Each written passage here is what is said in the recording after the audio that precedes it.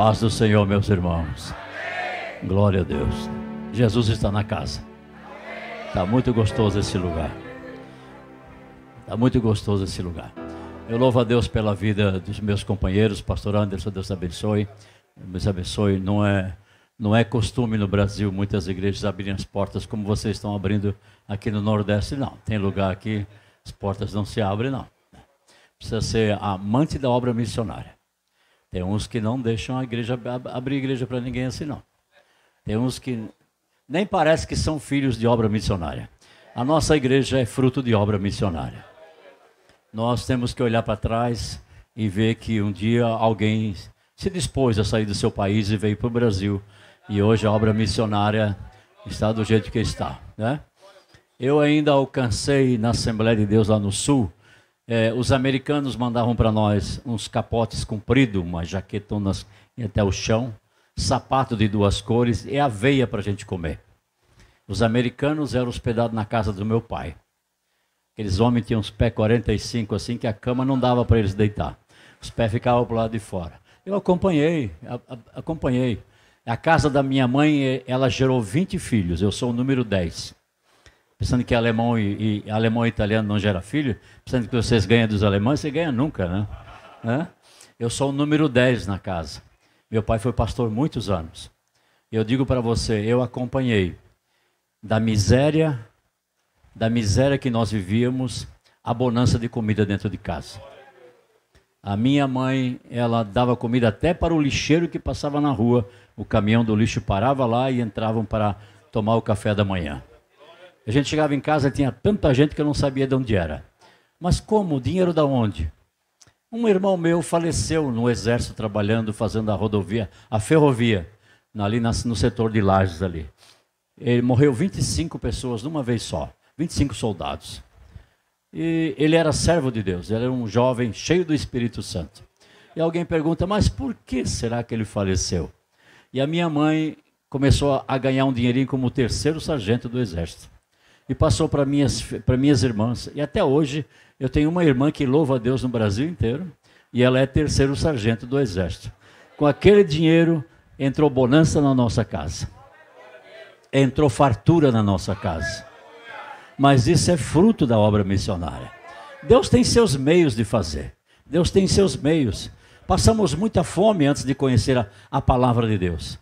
Mas quando a palavra de Deus entra, como o nosso irmão pregou nessa manhã sobre o amigo chega na nossa casa, ele também traz bonança, ele traz fartura, ele traz riqueza, ele traz poder, ele traz graça, ele traz perdão, traz salvação. E nós abraçamos, e quando abraçamos, nós entendemos como é a obra missionária.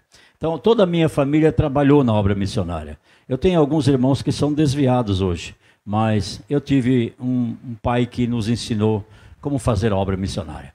Eu entrei com o pastor Cezino Bernardino em setembro de 89. Setembro de 89. Isso já vai fazer agora em setembro de 2022, 33 anos. Estou no mesmo lugar há 33 anos. Ele me mandava, você vai lá em Cuba abrir um projeto. Lá eu ficava 40 dias. Você vai lá no Peru abrir um projeto. Eu ia lá abrir o projeto. Ficava mais 40 dias. E sempre voltava para casa. Minha família sempre esteve em Camboriú. Casei com uma mineira. Tenho 3 filhos biológicos, um adotivo. Você coloca para mim aí, Gideões adotando um novo projeto. Vê se tu acha para mim aí. Gideões adotando um novo projeto. A casa da minha mãe era um verdadeiro orfanato. Isso sempre na nossa vida gerou isso em nós. Tinha gente que eu nunca sabia. Nós sempre moramos em casa grande, casa muito grande. E a casa do crente não pode ser pequena. A casa do crente sempre é grande e não tem tramela na porta nem chave no portão. É ou não é? É assim ou não é? Casa do crente. Eu quero louvar a Deus pela vida do pastor Irinaldo, né? Porque eu fui ali conhecer a casa deles, onde eles, né, Cícero? É onde eles foram criados ali, 14 pessoas naquela casa ali, né? Sua mãe não está aqui hoje não, né? Hoje não veio, né? Pastor Flávio Lira, fui conhecer sua mãe também, sua família, ali em São Paulo. A gente trabalha com as pessoas, mas a gente vai conhecendo aos pouquinhos, assim, a gente vai dando uma entrada assim, na vida deles, né? E vai conhecendo. Pastor Rogério, Deus te abençoe. O pastor Washington, obrigado pela palavra dessa manhã. Meu pastor, esqueci seu nome, mas... Aguinaldo, quando eu tinha cabelo eu lembrava rápido, agora não. Os neurônios foram embora com os cabelos. Pastor Emerson, que não é o Fittipaldi, mas é uma benção, né? Corre rápido, né? Deus te abençoe. Na nossa idade você tem que assimilar uma coisa com a outra para lembrar o nome das pessoas, senão você não lembra. Isso acontece muito. Meus irmãos, Deus abençoe vocês nessa manhã. Eu quero mostrar algumas coisas para vocês. Eu tenho uma palavra de Deus aqui, já 3 dias aqui, e não consigo abrir essa palavra, porque eles não dão tempo para mim não. Eles não me dão tempo, né? Mas eu também quero mostrar a obra missionária. Eu quero contar para você o que é a obra missionária. Então, nessa manhã, eu pego essa palavra: desatai-o e deixai-o ir. Desatai-o. Sabe por que você não faz obra missionária? Porque você está atado.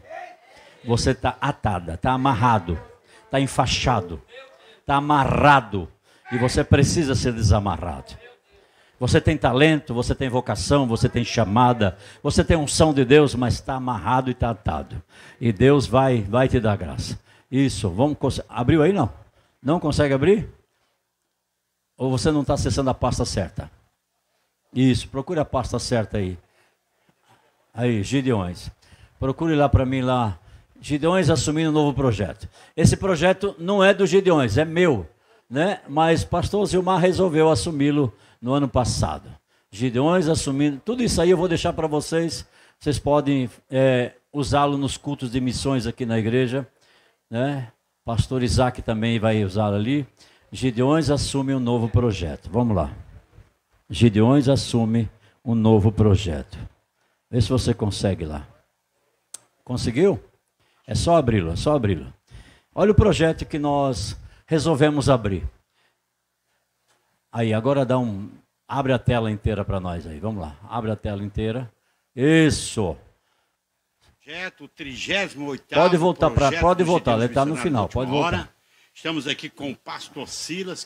Muito bem, meus irmãos, mais um projeto, o 38º projeto dos Gideões Missionários da Última Hora. Esse é meu pastor. Estamos aqui com o pastor Silas, que é o nosso vice-presidente dos Gideões Missionários da Última Hora. Estamos muito alegres e felizes enquanto que as coisas param, a igreja segue caminhando, Gideões Missionários segue caminhando. E eu vou passar agora para o pastor Silas, ele vai dizer qual a finalidade aqui desse 38º projeto. Muito bem, pastor Zilmar, Deus te abençoe. Pastor Zilmar é presidente da Igreja Evangélica Assembleia de Deus em Camboriú e também o presidente dos Gideões Missionários da Última Hora há já 2 anos e 3 meses, né? 2 anos e 3 meses. Estamos aí caminhando juntos e nós hoje temos 37 projetos missionários no campo, dentro e fora do Brasil. Estamos em 21 nações. E o projeto Lar Maternal Bom Pastor é o 38º projeto. Gideões Missionários da Última Hora abraçou esse projeto que você viu através das imagens. Acabamos de inaugurar uma casa nova hoje. Aqui nós já estamos há 12 longos anos, né? Na verdade, estamos há 14 anos. Aqui estamos há 12. Não, na imagem, isso. Na imagem, dá uma pausa na imagem. Isso, dá uma pausa ali. Aí. Sabe quanto eu gastei nessa casa? R$1,5 milhão. Sabe quanto eu tinha para construir ela? Nem um centavo. Nem um centavo. Existe uma construtora em Camboriú chamada Embraed. É a melhor construtora que tem na praia de Balneário Camboriú. Só constrói coisa nobre, coisa linda. E um dia de madrugada, um dia de noite, assim, umas 9 horas da noite, apareceu o dono da empresa. E nós estávamos comendo pinhão. Quem conhece pinhão aí? Pinhão. É no frio que a gente come. Porque é só no frio que ele produz, né?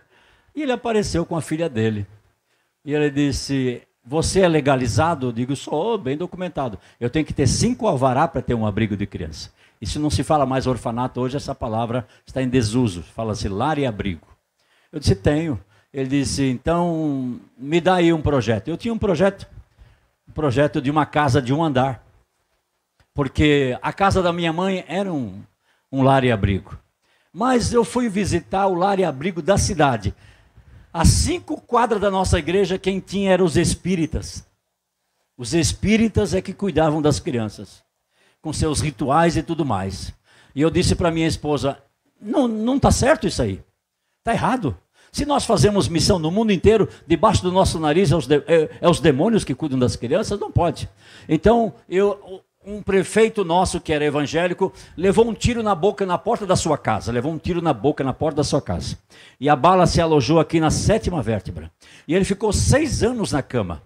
Mas ele só movia esse braço, nada mais do que esse braço. E a cabeça ele movia ela. Ele me chamava de madrugada porque ele sentia dores nessa parte. E a esposa dizia, como você sente dores se você não consegue movimentar? Ele disse, eu quero que alguém ore por mim. E ele dizia para mim, o que é que você tem no seu coração de desejo? Ele era muito rico.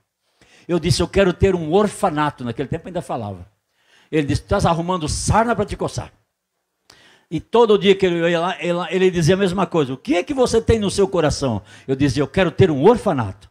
Como você nessa manhã aqui tem algo no seu coração para fazer para Deus.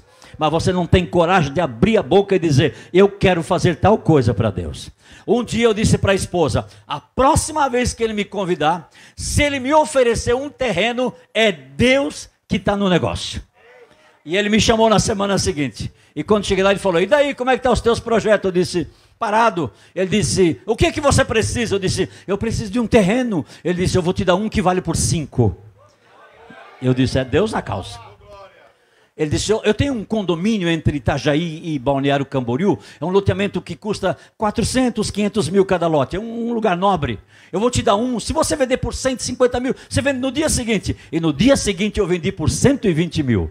Veio uma pilha de dinheiro daqui até aqui assim. Eu apertava no queixo um papel de pão de venda, né? Eu vinha com aquela pilha de dinheiro, feliz da vida.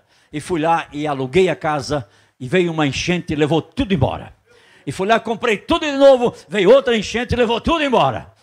Eu disse, mas que coisa, porque dos primeiros 2 anos você não ganha 1 centavo para isso aí. O governo não te dá, você precisa da utilidade pública municipal. Quem trabalha no município sabe disso. É os vereadores que dão utilidade pública municipal. E eu aguentei os 2 anos com 120 mil. Quando terminou 120 mil, terminou os 2 anos e eu comecei a ganhar uma verba da prefeitura. Mas eu fiquei 14 anos dentro de uma casa pequena. Mas o meu sonho era uma chácara, o meu sonho era um sítio grande, o meu sonho era um terreno grande. E ele disse assim, você precisa de um lugar maior.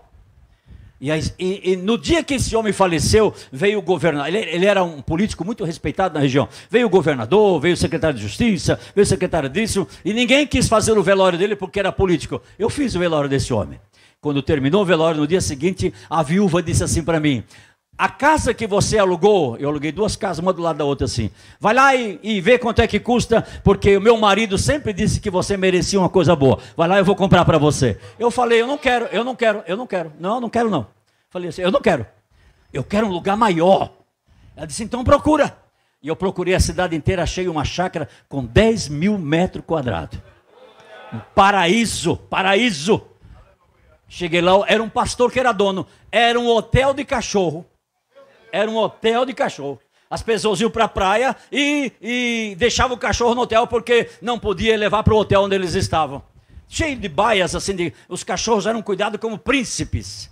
E cheguei lá e disse para ele, você não quer vender a chácara? Ele disse, vendo, sim, vendo. Eu quero 350 mil. Eu falei, eu só tenho 200. A viúva disse que só paga 200. Ele disse, vai orar, irmão, vai orar. Um mês depois eu voltei lá e disse, e daí? Eu disse, eu continuo com 200. Ele falou assim, eu baixei para 300. Eu disse, eu só tenho 200. Ele disse, vai orar mais um pouco. Mês seguinte ele disse, eu vendo por 250. Eu disse, eu não tenho 250, eu só tenho 200. Eu fui viajar para Cuba e fiquei 40 dias em Cuba. Quando eu voltei assim, eu cheguei 2 horas da tarde, eu dormi até as 6, me deu um estalo assim. Eu disse, eu vou lá no escritório da viúva, vou saber se ela aumenta o valor ou se ela negociou com o homem lá para mim. Quando cheguei lá, tinha uma reunião. O dono da chácara, a viúva comprando a chácara para mim. Ela disse assim, Bigode, você sentiu cheiro de bênção? Eu disse, eu não sabia de nada, mas foi Deus que me trouxe aqui. Ela disse, pode tomar, a chácara é sua, pode continuar e fazer o trabalho. Quando tu tem um desejo no coração, Deus sabe o desejo que tem no coração. Não tinha nada nesse lugar. Tinha uma casa que foi construída em 1950. E eu comecei batalhando ali. Agora nós inauguramos essa casa de 1.050 metros quadrados. O melhor do melhor material nós colocamos ali dentro. Sem 1 centavo no bolso. Eu colocava uma assistente social no telefone, uma psicóloga no outro telefone, e para as empresas, e alguém nos dava. Quando era para a janela, eu só fazia uma live pequenininha assim, de repente um dava uma janela, outro dava outra, outro deu piso, outro deu os móveis, outro deu elétrica, outro deu telhado. Olha, gente que eu ajudei lá no passado, passou lá em Camboriú e disse, que é isso? Isso é um abrigo, o que você precisa? Eu preciso de telha, a telha está aqui. Eu preciso de madeira, a madeira está aqui. Eu preciso disso, isso está aqui. Sabe o que é isso? É Deus levando e trabalhando. Deus tem seus corvos na terra. Deus tem suas viúvas. Deus tem seus peixes no mar. Deus tem a providência que você precisa. Pode rodar, você vai ver que coisa linda que é o dia que nós inauguramos. Seus direitos violados, abuso, abandono, maus tratos, negligência e vai por aí fora. Então nós temos um grupo de 28 funcionários na casa, diuturnamente. É um trabalho sério, vigiado e vigilado e fiscalizado pelo Ministério Público, pelo Judiciário de algumas cidades, Corregedoria. Então, temos que andar seriamente. Então, a partir desse dia, hoje, dia 7 de março de 2021, Gideões Missionários da Última Hora tem mais um projeto. Projeto Associação Lar Maternal Bom Pastor. Para mim é um privilégio, tá bom? Nós louvamos a Deus porque isso é Gideões Missionários da Última Hora. Nós temos projeto de assistência social em vários lugares do Brasil e do mundo. E por que não ter aqui, né, essa associação aqui, Lar Bom Pastor, que é de suma importância também para os Gideões, como também para todo o povo camboriense, como também para todo o Brasil. Eu sou grato a Deus por esse momento tão oportuno de saber que Gideões Missionários da Última Hora segue trabalhando. Quando todo mundo para, nós seguimos trabalhando, fazendo a obra do Senhor. Dá para dar um glória a Deus aí? Em 15 anos passou 1.100 crianças aqui. 1.100 crianças. 90% abuso sexual. Camboriú é a capital da missão, mas a capital da pedofilia.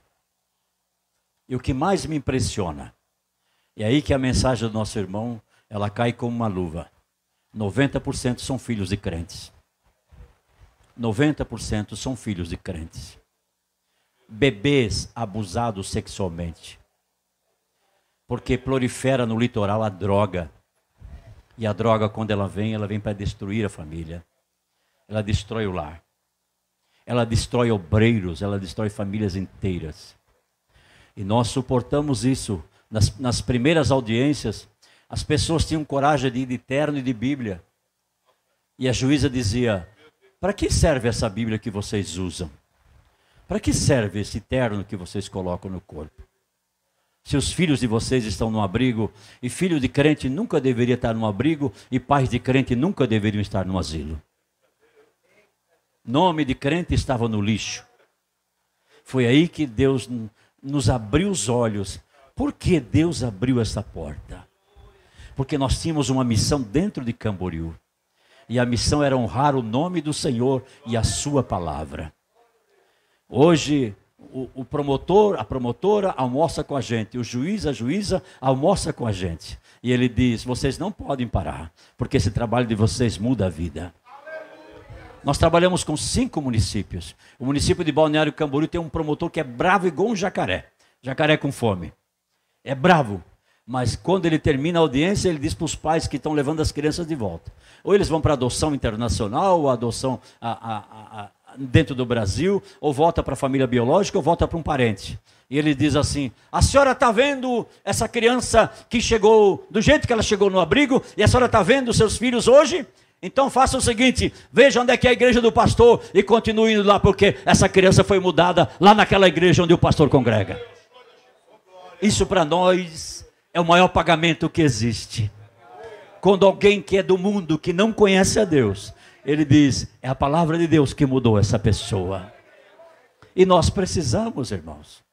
Você pensa que eu rodo a cidade e eu não olho a situação? Nós olhamos a situação hoje da pornografia, hoje da prostituição. Ela está uma coisa banalizada. São meninas de 8, 9, 10 anos. Hoje os pais vendem para trocar por droga. E nós estamos calados, quietos, dizendo, é normal, isso é assim mesmo, o mundo está virado, é assim mesmo. Mas não, há poder nessa palavra para mudar a situação das pessoas. Deus nos deu essa autoridade, Deus nos deu essa graça.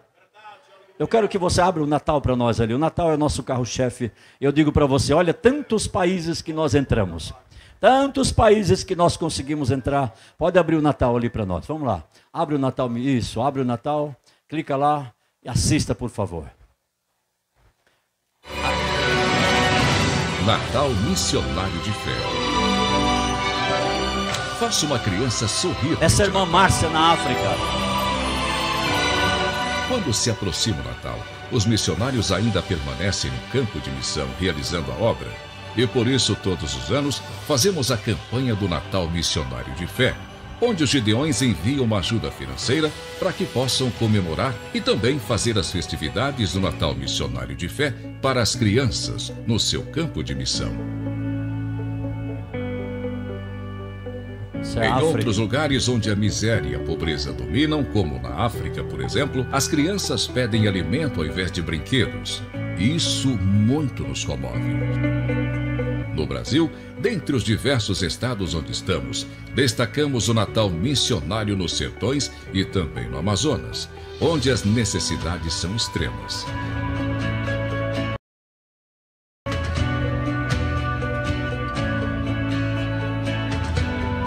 Muitos missionários vivem em regiões de interior e outras localidades Amazonas, onde não é comum o Natal ser comemorado por não terem condições financeiras de presentear suas crianças ou nem mesmo realizar um almoço em família.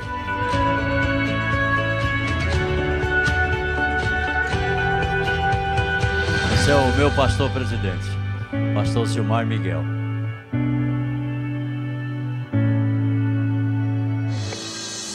Realizamos também Cuba, a festividade natalina, reunindo nossos 650 missionários de lá, com suas respectivas famílias, para juntos confraternizarem um ano abençoado de salvação de almas naquela terrível nação comunista. Uma bicicleta vale ouro, vale mais do que o teu carro aqui no Brasil. Um relógio.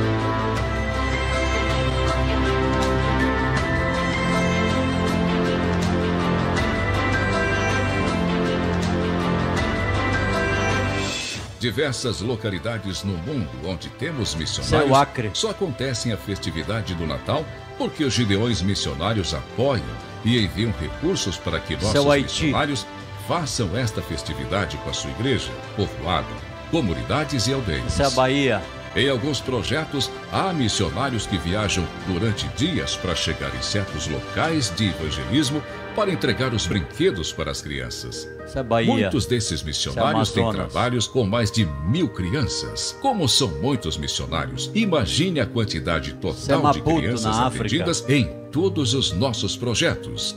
Faça parte desta campanha você também. As 1000 famílias de missionários agradecem e queremos alegrar a vida de 50.000 crianças neste Natal. Isso é Zambésia.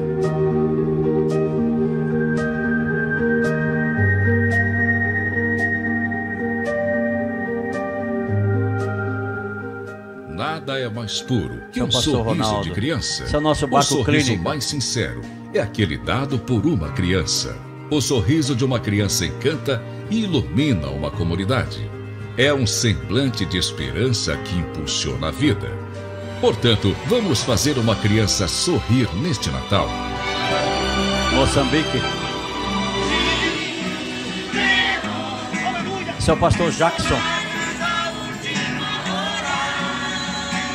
Aquele que faz do Senhor, aquele que faz uma criança sorrir, aquele que faz uma criança sorrir. Feliz Natal.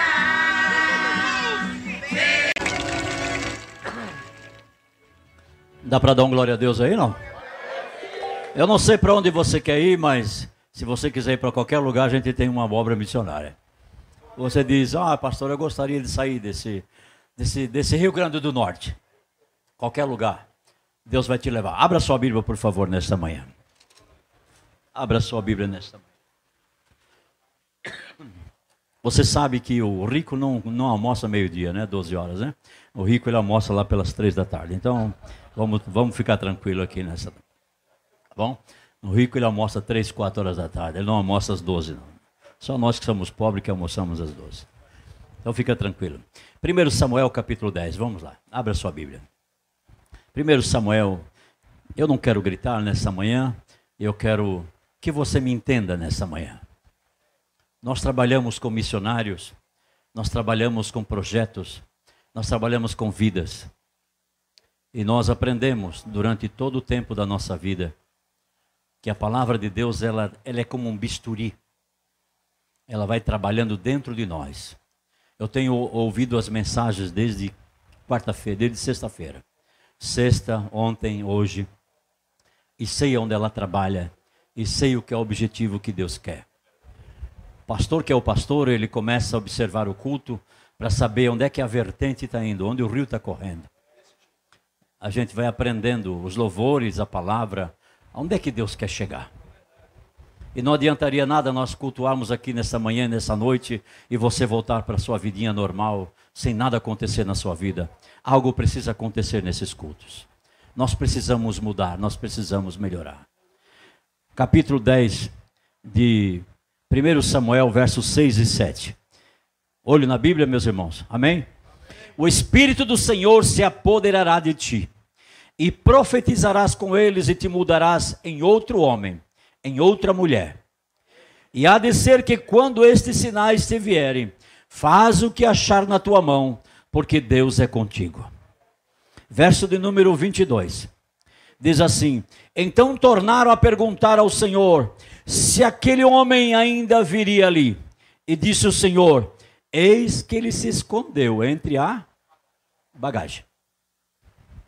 Ele se escondeu entre a bagagem. E correram e tomaram dali, e pôs-se no meio do povo, e era mais alto do que todo o povo, desde o ombro para cima. Desde o ombro para cima, nós temos algumas faculdades. Nós temos a nossa alma, nossa visão, nossa audição, nosso olfato e nosso paladar. Do ombro para cima é onde que Deus quer falar conosco nesta manhã.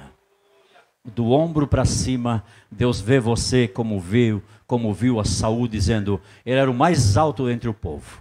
E Deus o escolheu, Deus ungiu como capitão de tropas. Deus ungiu como o primeiro rei de Israel. E Deus disse, ele vai fazer a minha vontade. Está certo que não vai fazer o tempo todo, mas durante 20 anos Saul obedeceu.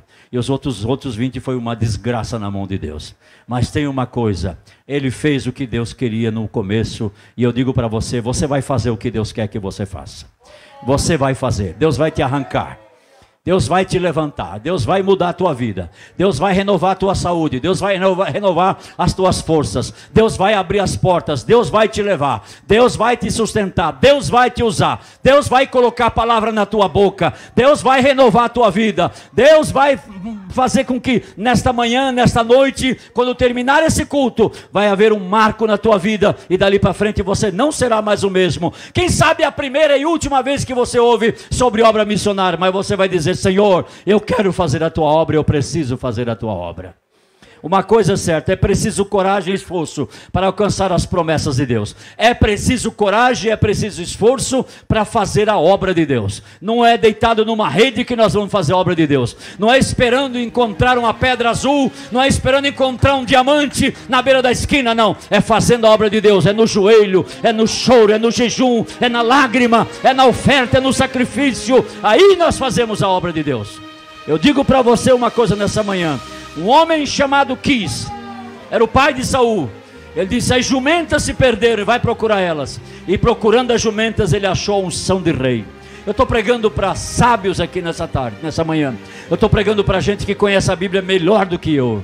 Ele saiu para procurar as jumentas, mas encontrou no caminho a unção que ele jamais imaginou na sua vida. Você veio tomar um lindo café nessa manhã, a mesa estava farta, mas você esqueceu que adentrando por essa porta, Deus tem algo de sublime e maravilhoso para a tua vida nesta manhã. O café só foi uma isca para você entrar nesse lugar, porque aqui Deus tem uma palavra para o teu coração nesta manhã. Deus tem uma história para começar na sua vida a partir desta manhã. E aquele homem se acovardou. E aquele homem se escondeu entre a bagagem. Aquele homem diz: eu não tenho capacidade, eu não estou pronto para esta obra, eu não estou pronto para esse ministério. E eu digo para você: nem eu estou pronto, nem você está pronto. Eu tenho 65 anos, alguém profetizou para mim dizendo: você apenas está na escola, o que eu tenho para ti vai começar agora na tua vida. Eu não sei se você tem 70, 80, mas Deus começa nessa manhã uma nova história na sua vida, na sua casa e na sua família. Quem crê, diga glória a Deus nessa manhã. Deus te abençoe, pastor Isaac. Sua presença me encanta nesta manhã. Deus te abençoe. Queridos, eu digo para você: você entrou aqui, você não pode sair do mesmo jeito que você entrou. Não existe isso de entrar na casa de Deus e sair da mesma maneira. Não podemos fazer isso. É uma desfeita. Você entra no restaurante e sai satisfeito. Você sentou naquela mesa de manhã e você disse: agora eu passo até a noite sem comer, não tem problema nenhum. O que você vai comer aqui dá para caminhar 40 dias e 40 noites pensando na obra que Deus tem para você nesse lugar. Você já ouviu 2 lindas mensagens nessa manhã, mas aqui que entrou no meu coração é: deixa Deus te desatar nessa manhã e você vai começar a ter uma nova história. Porque depois que Lázaro ressuscitou, os sacerdotes que obedeciam à lei começaram a ouvir o evangelho e a se converter. Os sacerdotes vieram para ver Lázaro ressuscitado, eles vieram para ver e para aceitar Jesus e mudar de vida. E você veio nesta manhã aqui para isso. Agora eu quero falar da bagagem que você traz.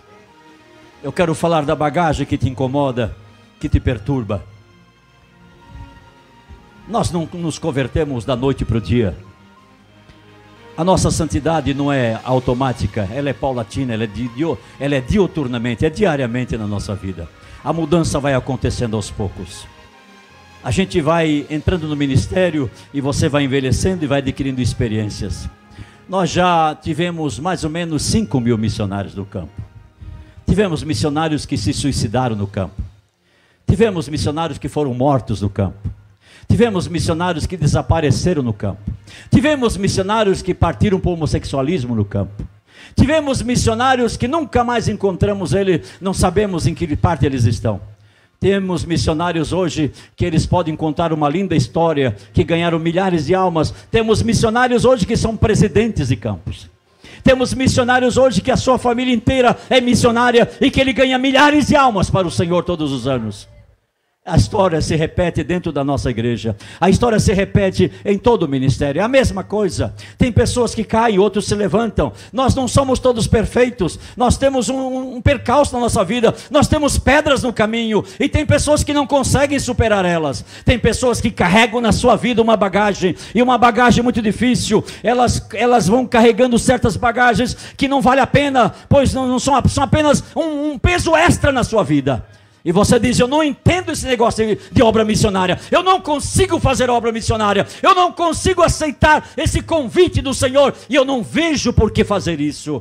É porque você tem uma bagagem tão pesada, uma bagagem tão extra que você não está conseguindo enxergar, e você não tem tempo para pensar, e você não tem tempo para se livrar dessa bagagem. Agora deixa eu dizer para você, por essa causa muitos matrimônios não se solidificam, não se firmam, e o maior problema do obreiro hoje está dentro da sua própria casa, está dentro do seu próprio matrimônio, porque um é chamado, um tem vocação, o outro não tem a chamada. Ele não pensou antes de casar que ele devia escolher uma pessoa que tinha a mesma vocação que ele, a mesma chamada que ele, a mesma chamada que ela, e às vezes causa um atrito entre no casamento, e eles carregam essa bagagem. Um tem ciúme que o obreiro toque em uma mulher, a mulher tem ciúme, o homem tem ciúme que a mulher cante ou esteja no ministério junto com ele dentro da igreja. E eu digo para você uma coisa: são bagagens que nós carregamos, e nós precisamos nos livrar dessas coisas para que Deus possa atuar na nossa vida e você possa dizer: eis-me aqui, Senhor, eis-me aqui, Senhor,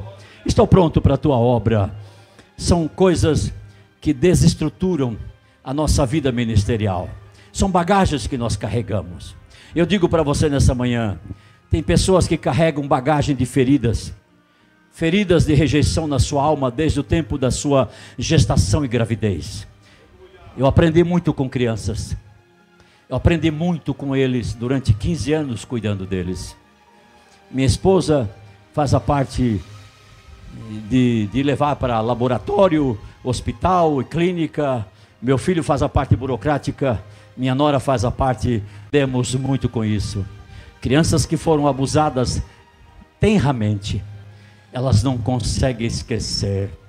Elas não conseguem, se for uma menina, ela não consegue te dar um abraço. Ela não consegue confiar na sua mão quando você estende. E tem crente que não consegue se livrar dessa bagagem na sua vida, porque algo aconteceu lá no passado, algo aconteceu lá dentro do ventre da sua mãe, e você carrega essa bagagem até o dia de hoje, e alguém diz, Deus está te chamando para fazer uma obra, e você diz, como eu posso fazer uma obra com essa ferida aberta dentro do meu coração, com essa ferida aberta na minha alma? Como eu posso fazer a obra de Deus? Como eu posso atender? Como eu posso curar os outros se eu não sou curada? Se eu não sou curado? Nós trazemos muitas bagagens, muitas feridas que nos impedem de fazer a obra. E eu digo para você nessa manhã, deixa o Senhor desatar você nessa manhã, deixa Ele tirar essas faixas, porque você sabe que uma mãe, quando ela está grávida, quando ela percebe que ela está grávida, ela já está no 2º ou 3º mês de gravidez, e ela vai perceber que tudo que ela come, tudo que ela bebe, tudo que ela ouve, tudo que ela sente, ela está alimentando o seu bebê. E muitas vezes você ouve, joga fora, aborta, veio no tempo indesejado, não presta, não vai dar certo. E isso vai machucando e vai ferindo. E você não é tratado na infância, e você não é curado na igreja, e você não é curado dentro de casa, e você traz essa bagagem, essa ferida, e não tem pregador que cure você, mas o Espírito Santo é aquele que em cada culto começa a trabalhar e dizer, eu preciso de você, e você diz, eu sou ferida, eu tenho uma mágoa, eu tenho um ódio, eu tenho uma raiva dentro de mim, mas ele diz, eu te conheço, eu tenho o poder de te curar, eu tenho o poder de mudar a tua vida, e você começa a se entregar, ou então você começa a se fechar na sepultura e diz, eu não posso me desatar, eu tenho medo de sair daqui. E eu quero dizer para você, que a gente passa por muitas experiências, nós tratamos o missionário antes de ir para o campo, nós trabalhamos na vida dele, e a gente descobre coisas que você jamais imaginou na sua vida. E eu estou pregando uma coisa, mas o Espírito Santo está levando até o teu coração o que você precisa nesta manhã. O Espírito Santo leva até o teu coração o que você precisa. Eu não sei da maneira que você foi educado. Se você foi educado a pancadas, a pauladas, a palavrões. Eu não sei se você foi moldado desde criança num lar desfeito, um lar de drogas, um lar de homossexualismo, um lar de tortura. Eu não sei onde você foi formado, mas essa formação te atrapalha a ouvir a voz de Deus. Essa formação te atrapalha a fazer a obra de Deus. Mas nós estamos na olaria de Jeová. É Ele que quebra, Ele que molda de novo. É Ele que quebra, Ele que faz de novo. É Ele que trabalha na nossa vida. Mas nós precisamos tirar a capa e dizer, Deus, trabalha no meu coração. Eu quero ganhar almas, eu quero ser apaixonado, mas eu não consigo. O ser humano é interessante na sua tricotomia. Ele é muito interessante. Ele é difícil e ao mesmo tempo ele é fácil. E trabalhar conosco, só o Espírito de Deus. O psicólogo diz que você consegue, mas ele não te dá receita. Você se coloca diante de um espelho e você vê que você tem um defeito e o espelho não diz nada para você, ele não te dá recomendação, e não te dá receita e não te dá remédio. É a lei dos homens, ela mostra que você tem problema, mas o meu Deus, o meu Senhor, o meu Salvador, ele mostra para você que tem problema, e ele tem um remédio para o problema, ele tem um conserto para a nossa vida, e ele tem a mudança para a nossa vida. Quando Saul foi chamado, disse, Senhor, será que ele veio aqui? Ele disse, veio. Ele está escondido entre a bagagem. O Espírito Santo pergunta, será que eles vieram aqui nessa manhã? Vieram sim, mas trouxeram consigo uma enorme de uma bagagem. E é hoje que Deus vai arrancar essa bagagem e você vai ouvir a voz do Espírito Santo. Nós precisamos, irmãos. Eu vim de um lar difícil. Quando meu pai aceitou o Evangelho, quando a minha mãe aceitou o Evangelho e os missionários entraram na nossa casa, tudo começou a mudar. Nosso tratamento era diferente. Eu vou dizer para você, meu pai era alemão, naqueles alemães daqueles bem difíceis. Minha mãe, uma italiana, que foi vendida num carrinho, sabe? Você traz isso dentro de você.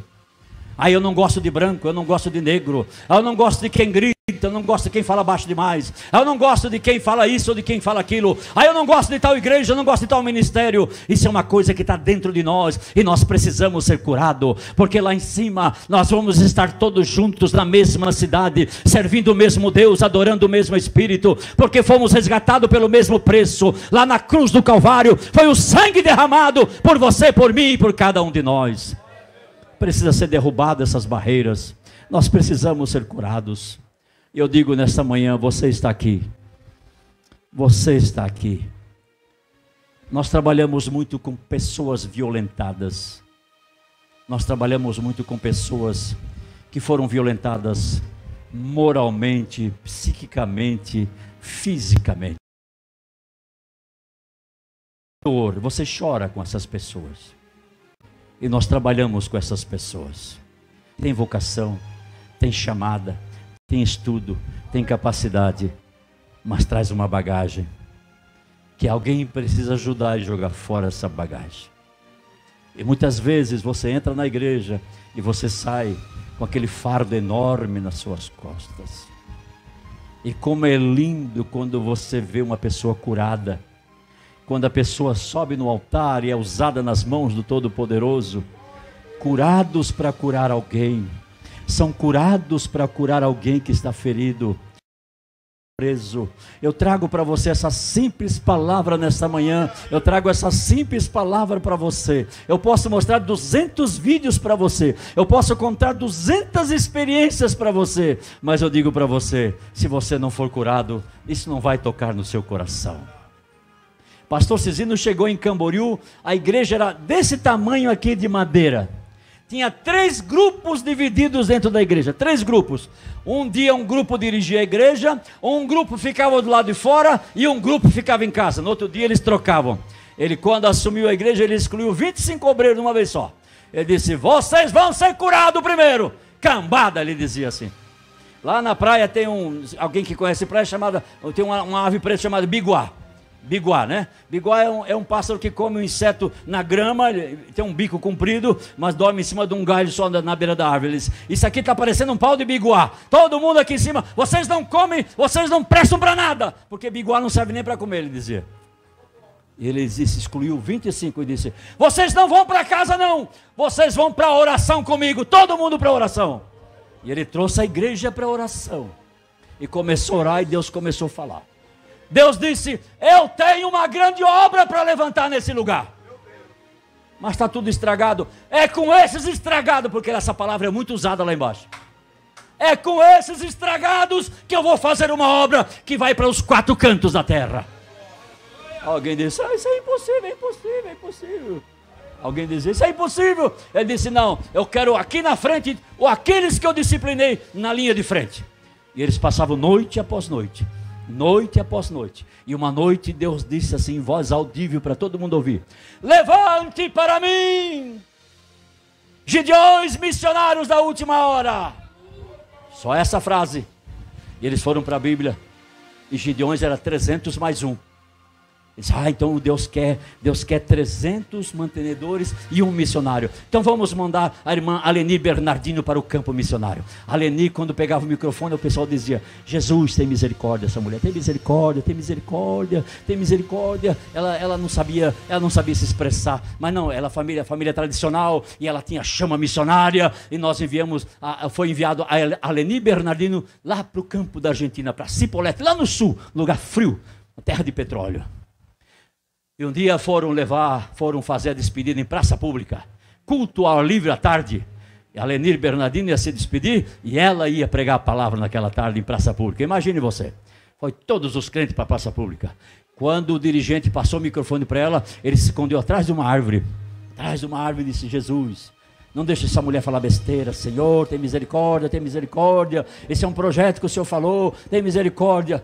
E ela começou a falar. Quando ela começou a falar, a unção de Deus desceu sobre aquela mulher.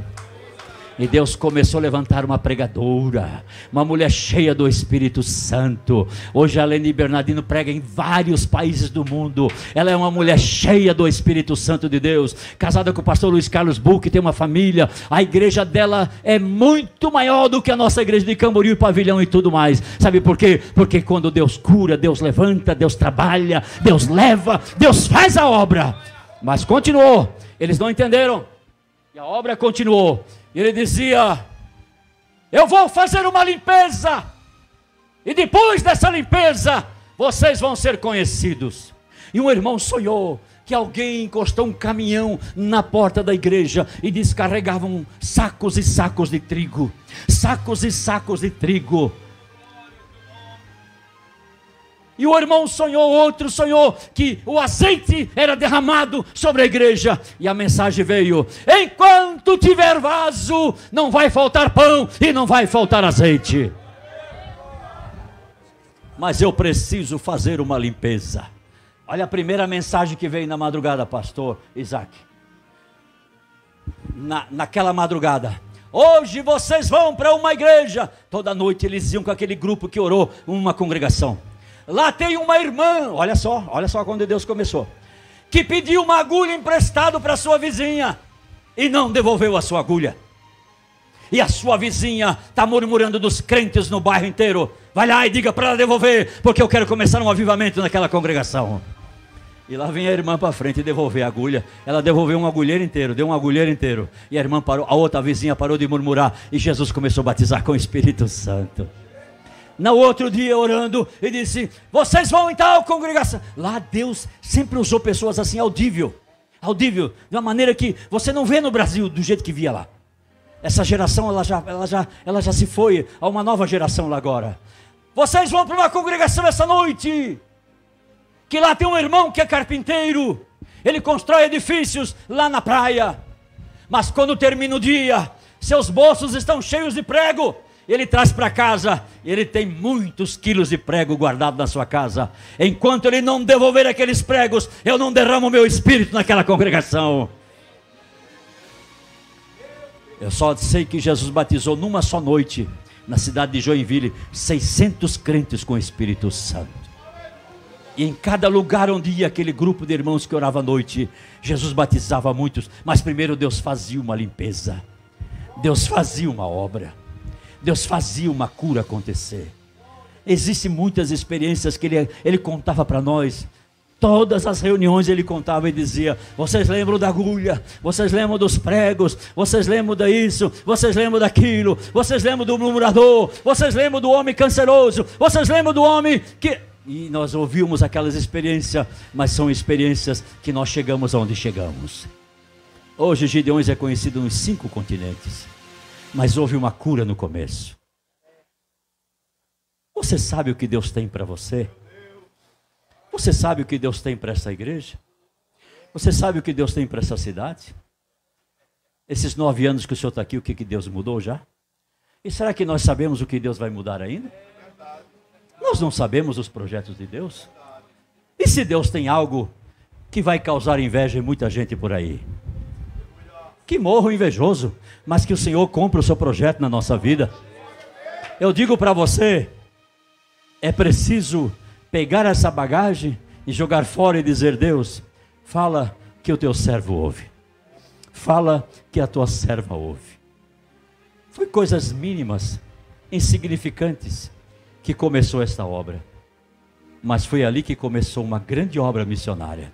Nós colocamos o slogan, eles colocaram: unindo o Brasil para evangelizar o mundo. Até então não existia uma grande obra missionária.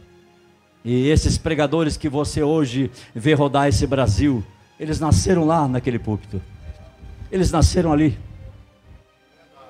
Eles nasceram ali naquele púlpito ali, sendo homens cheios do Espírito Santo.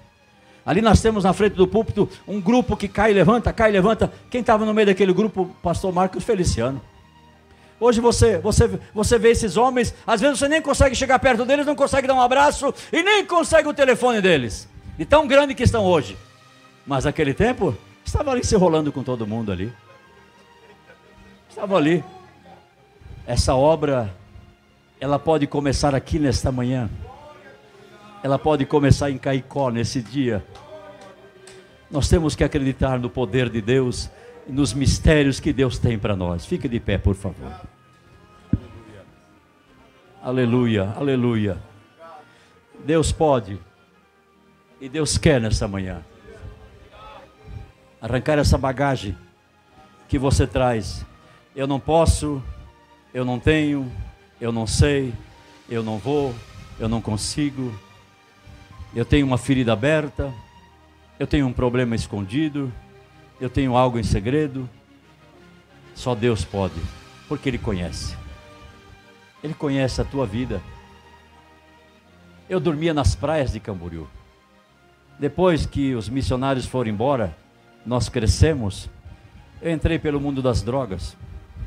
Eu tenho 17 implantes na minha boca, parafusos. Meu pai com 20 filhos não deu conta depois. Começamos a crescer, e uma beira de praia para adolescente é terrível. E nós começamos a enveredar pelo mundo das drogas. Começa pela maconha, no colégio. Aí a gente já acha que o pai está quadrado e você já é autossuficiente para se mandar, para se governar, para se autogovernar. E meus irmãos se enveredaram por aí. Eu entrei nesse caminho, mas eles saíram e eu não consegui sair. Eu não consegui sair. Eu fabricava minha própria droga. E nesse fabricar minha própria droga eu contraí uma enfermidade, linfadenite reticular abscedante. Hoje você conhece ela como leucemia.